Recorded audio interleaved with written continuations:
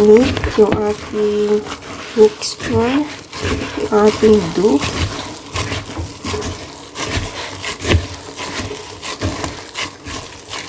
Yan. Pwede kayo magdagdag ng flour kung sa tingin ay malambot siya masyado.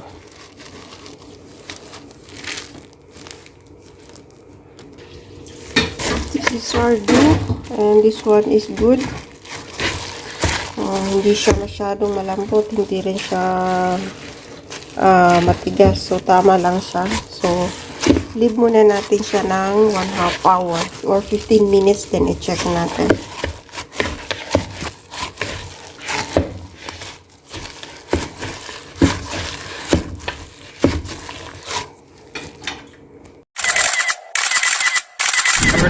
Now production, take 1.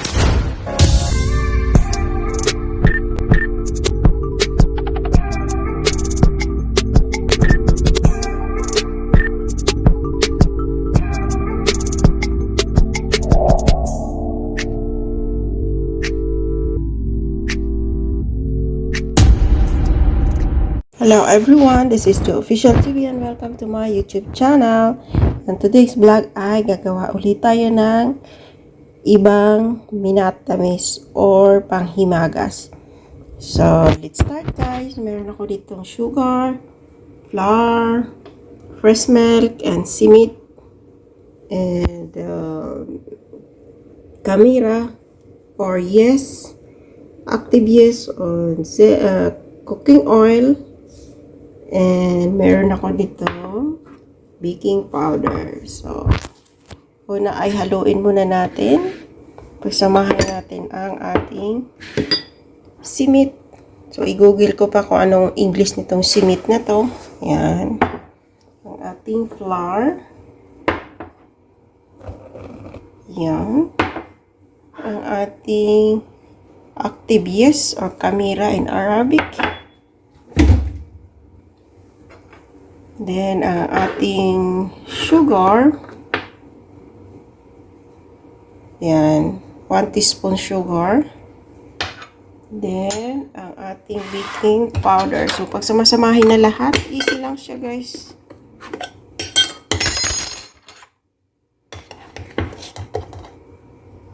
Yan.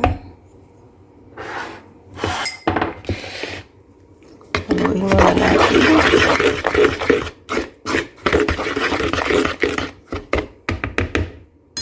Then, kunting asin. Yan. Kunting asin.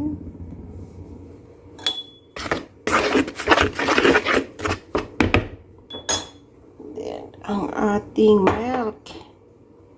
Yan. Then, ang ating cooking oil.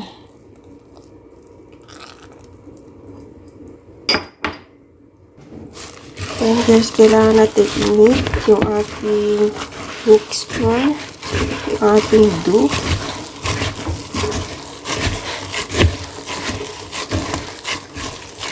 Yan. Pwede kayo magdagdag ng flour kung sa tingin ay malambot siya masyado.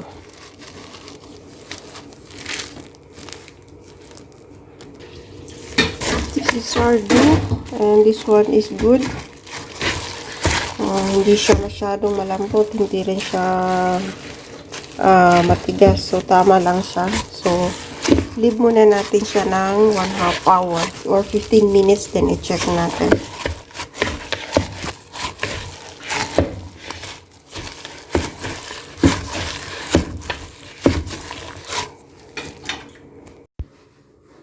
So, ito na yun guys, yung ating dough kanina. Maganda siya. Gagawin na natin. So, meron tayong palaman na cream cheese. Tapos, ito yung ating panungkat. So, let's go.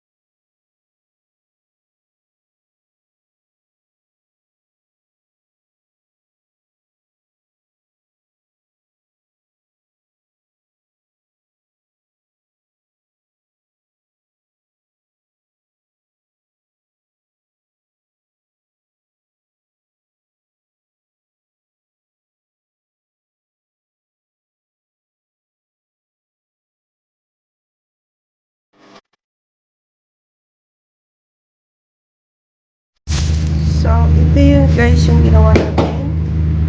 I-deep fry na natin siya. So, kaldero guys ang ating